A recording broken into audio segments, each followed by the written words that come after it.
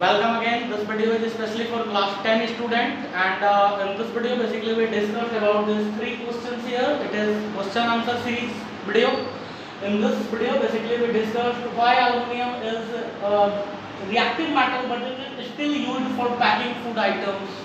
जबकि एल्युमिनियम हमारा एक रिएक्टिव मेटल है, फिर भी हम इसको फूड आइटम्स को पैक करने के लिए इसका इस्तेमाल करते हैं. दूसरा, why does not a wall immediately acquire a white color when a coating of self lime is applied on it?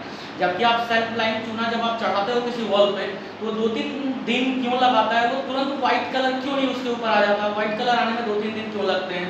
और तीसरा क्वेश्चन है हमारा, what happen when CO2 pass through lime water in limited supply and excess supply. दोनों supply को देखेंगे, दोनों में क्या क्या होगा. उसके पहले आप लोग को पता ही होगा कि आप लोगों के 30% सिलेबस को डिक्रीज किया गया है, जिसमें से कि हम लोगों को जो डिक्रीजेस पार्ट हैं वो डिलीटेड पार्ट हैं, मेटल एंड नॉन मेटल से रिलेटेड है और कार्बन टॉपिक से रिलेटेड है. यानी हम लोगों का जो बेसिक मेटलर्जी प्रोसेस था जिसमें कि आप अलग अलग मेटल को एक्सट्रैक्ट करते थे, तो वो पार्ट इस बार सीबीएसई ने डिलीट कर दिया है. साथ ही साथ कार्बन एंड इट्स कंपाउंड में हमें अल्केन अल्कीन अल्काइंस को स्टडी करने हैं, बट वैसे कॉम्प्लेक्सेस वैसे हाइड्रोकार्बन्स हमको स्टडी नहीं करने हैं, उनके नॉमेनक्लेचर्स या उनके रिएक्शंस जिसमें कि फंक्शनल ग्रुप इन्वॉल्व हों, जैसे अल्कोहलिक फंक्शनल ग्रुप हो, अल्डिहाइड फंक्शनल ग्रुप हो, carboxylic acid functional group containing hydrocarbon हो. इनके नॉमेनक्लेचर एंड इनके जो भी कंपाउंड फॉर्मेशन को आप स्टडी करते थे तो वो सब यहाँ पे कार्बन में नहीं करना है. तो सीबीएसई ने यही 30% सिलेबस आपका डिक्रीज किया है, जिसमें कि पहला आपका मेटलर्जी पार्ट को हटाया गया है और दूसरा कार्बन के फंक्शनल ग्रुप कंटेनिंग कंपाउंड्स को आपको स्टडी नहीं करना है. Oxidation and addition of substitution reaction also, ये दोनों भी आपको नहीं पढ़ने हैं. इथेनॉल टू इथेनॉलिक एसिड जो हम लोग कन्वर्ट करते थे ऑक्सीडेशन के थ्रू, वो भी हम लोगों को नहीं पढ़ना है. यानी कार्बन के कुछ एक पार्ट को रिड्यूस किया गया है और मेटल एंड नॉन मेटल के मेटलर्जी पार्ट को रिड्यूस किया गया है. तो सबसे पहले हमारे पास जो यहाँ पे क्वेश्चन है, aluminium is a reactive metal but it is still used for packing food items. Why? Aluminium is a highly reactive metal, तो आप इसका फूड आइटम्स को कैसे स्टोर कर सकते हैं? क्योंकि वो फूड आइटम्स होगा तो एसिड कंसिस्टिंग होगा, वो ऑयल कंसिस्ट करेगा, फैट कंसिस्ट करेगा और ये सारे उस एल्युमिनियम के साथ रिएक्ट करके डिफरेंट टाइप ऑफ कॉम्प्लेक्सेस बनाएंगे. तो वैसे केस में एल्युमिनियम एक गुड पैकेट के रूप में हम उसका इस्तेमाल नहीं कर सकते. लेकिन होता क्या है कि एल्युमिनियम एक रिएक्टिव मेटल है जिसके कारण ये Al2O3 का फॉर्मेशन करता है और ये Al2O3 further non reactive compound है. यानी Al2O3 जो फॉर्मेशन होता है वो उस एल्युमिनियम आर्टिकल के ऊपर एक लेयर के फॉर्म में डिपॉजिट हो जाता है और जो वो डिपॉजिटेड लेयर Al2O3 का होता है वो Al2O3 अब फर्दर रिएक्ट नहीं करेगा किसी भी कंपाउंड के साथ. मतलब कि हमारा एल्युमिनियम तो हायर रिएक्टिव मेटल है नो डाउट, बट Al2O3 जो बना रहा है वो एक कंप्लीट कोवलेंट मॉलिक्यूल है और वो एक स्टेबल मॉलिक्यूल है. वो अब फर्दर एटमॉस्फेरिक कंडीशंस के साथ रिएक्ट नहीं कर सकता है. फूड आइटम्स में जो भी एसिड अवेलेबल है या फूड आइटम में जो भी फैट है या जो भी मॉलिक्यूल्स हैं जिसके कारण कि वो उस एल्युमिनियम का फॉर्मेशन हो सकता था, बट अब एल्युमिनियम ऑक्साइड के लेयर जमा हो जाने या डिपॉजिट होने के कारण ऐसा रिएक्शन नहीं होगा. कुछ लोगों का यहाँ पे सवाल हो सकता है कि सर जिंक भी तो जिंक ऑक्साइड का लेयर बनाता है, आयरन आयरन ऑक्साइड का बनाता है, कॉपर कॉपर के ऑक्साइड का लेयर बनाता है, बट ये सारे जो भी कंपाउंड्स के जो लेयर बनते हैं ये कंपाउंड्स फर्दर एटमॉस्फेरिक कंडीशंस के साथ रिएक्ट करते हैं. जैसे कॉपर का ऑक्साइड कॉपर के हाइड्रोक्साइड में भी कन्वर्ट होता है एंड बेसिक कॉपर कार्बोनेट में भी फर्दर कन्वर्ट हो जाता है, वो फिर से और ज़्यादा रिएक्ट कर रहा है. वैसे ही जो आयरन का ऑक्साइड होता है वो भी बेसिक आयरन के ऑक्साइड का फॉर्मेशन करते हैं और ये बेसिकली एक डस्ट के फॉर्म में उस मेटल सरफेस को छोड़ के अलग हट जाता है, जिसके कारण फर्दर कॉलिजन पॉसिबल होता है और वो फिर से अदर फूड आइटम्स के साथ या जो भी मटेरियल को वो कांटेक्ट में जाएगा उसके साथ रिएक्ट कर सकता है. ये कारण है कि एल्युमिनियम रिएक्टिव होने के बाद भी इसका इस्तेमाल हम लोग एक फूड पैकेटिंग मटेरियल के रूप में करते हैं. इसका कारण बेसिक वही है कि इसके ऊपर एक नॉन रिएक्टिव एल्युमिनियम ऑक्साइड का लेयर डिपॉजिट होता है. यहाँ पर कि दूसरा क्वेश्चन कि why does not a wall immediate acquire white colour, because we know that कि जो हमारा सेल्फ लाइम होता है जिसको कि आप चूना पानी भी बोलते हो, चूना वाटर, लाइम वाटर इसको बोला जाता है. तो कैल्शियम हाइड्रोक्साइड क्या होता है कि इसका आप वॉल के ऊपर आप इसको डिपॉजिट कर देते हो पहले. तो जब आप डिपॉजिट करते हो तो ये CaOH के फॉर्मेट में रहता है, लेकिन हमारे एटमॉस्फेयर में 0.03% कार्बन डाइऑक्साइड है. ये कार्बन डाइऑक्साइड के कांटेक्ट में आने के कारण ये कैल्शियम कार्बोनेट का फॉर्मेशन करता है एंड वाटर रिलीज करता है सिस्टम में.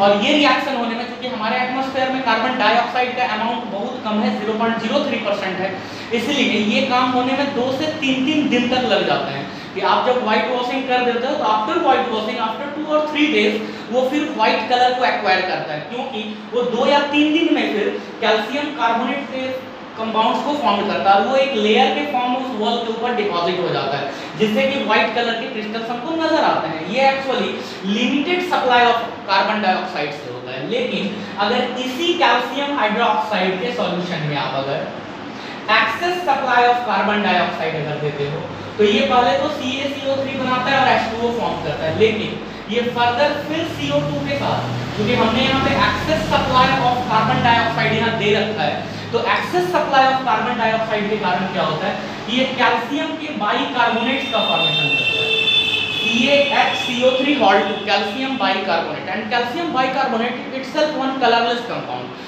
सो जो सॉल्यूशन है जिसका कि व्हाइट कलर अपीयरेंस आया था ड्यू टू कार्बोनेट फॉर्मेशन, क्योंकि उसके अंदर कार्बोनेट बना है और उस वॉल के ऊपर वो डिपॉजिट हो रहा है, तो इजी वे में डिपॉजिट हो रहा है। लेकिन जैसे ही हम उसमें excess amount of carbon dioxide को जब पास करते हैं, तो वैसे केस में वो कैल्शियम कार्बोनेट रिकम्बाइंड होता है कार्बन डाइऑक्साइड से और कैल्शियम बाइकार्बोनेट का फॉर्मेशन करता है, and that calcium bicarbonate is basically colourless compound. So जो सॉल्यूशन का हमारा कलर होगा वो धीरे धीरे कलरलेस हो जाएगा, यानी आपने सेल लाइन लिया सेल सिस्टम में, उसमें आपने little amount of carbon dioxide pass किया, तो व्हाइट कलर का सॉल्यूशन मिल्की सॉल्यूशन फॉर्म करेगा, और वो मिल्की सॉल्यूशन कैल्शियम कार्बोनेट के कारण होगा। लेकिन अगर आप excess supply of carbon dioxide अगर करते हो तो ये calcium carbonate further calcium bicarbonate में कन्वर्ट हो जाएगा और उसका मिल्की कलर डिसअपीयर होने लगेगा।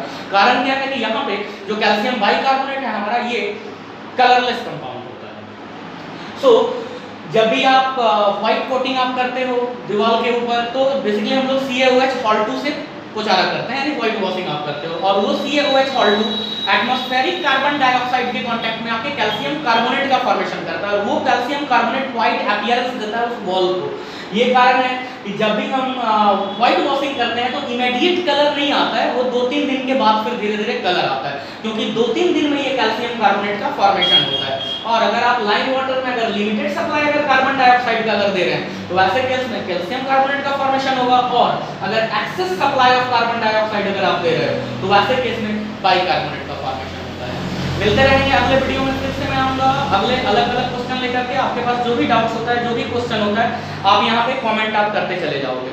तो आप वीडियो के एंड में आप जितना ज़्यादा आप कमेंट कर देंगे, 2-3-4 क्वेश्चंस को मैं फिर से सेलेक्ट करूंगा और अगला वीडियो फॉर्म करूंगा। यानी अभी हम लोग सिर्फ केमिकल चेंजेस और चेंजेस एंड रिएक्शन चैप्टर के ही ऊपर अलग अलग वीडियोस लेके आऊंगा, क्योंकि बोर्ड में जो 30% जो हमारा सिलेबस जो रिड्यूस किया है, वो 30% बेसिकली मेटल के फिजिकल एंड केमिकल प्रॉपर्टीज को तो हमको स्टडी करना है, बट मेटलर्जी हमको नहीं पढ़ना है। यानी आयरन का एक्सट्रैक्शन जो हम करते हैं, कॉपर का जो एक्सट्रैक्शन आप करते हो कॉपर के ऑक्साइड से, आयरन का एक्सट्रैक्शन हेमाटाइट ओर से आप करते हो, एल्यूमिनियम का एक्सट्रैक्शन एल्यूमिना से हम करते हैं, तो ये सारे मेटलर्जी पार्ट को हमको छोड़ देना है।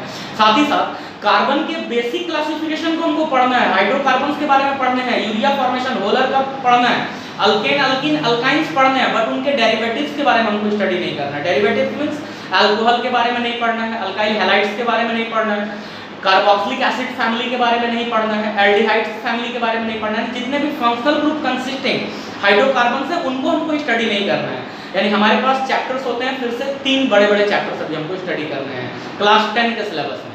पहला है हमारा चेंजेस एंड रिएक्शंस, जिसमें कि आप इक्वेशन फॉर्म करेंगे and different type of reactions को आप स्टडी करोगे, और ये बेसिकली रिएक्शन को मतलब कंप्लीट कराने का ये चैप्टर है कि आप कितने अच्छे से डिफरेंट टाइप्स ऑफ रिएक्शन को आप कंप्लीट करा सकते हो। तो पहला चैप्टर हमारा ये रिएक्शन रिलेटेड है। दूसरा जो हम लोग एसिड बेस एंड सॉल्ट पढ़ेंगे, तीसरा पीरियोडिक क्लासिफिकेशन। ये तीनों चैप्टर हमको एज यूजुअल कंप्लीट हमको स्टडी करना है, जैसा कि पहले हमारे सिलेबस में था। और मेटल नॉन मेटल के कुछ पार्ट को कट किया गया है, डिलीट किया गया है आपके सिलेबस से, एंड कार्बन के कुछ एक पार्ट को डिलीट किया गया है। ओके।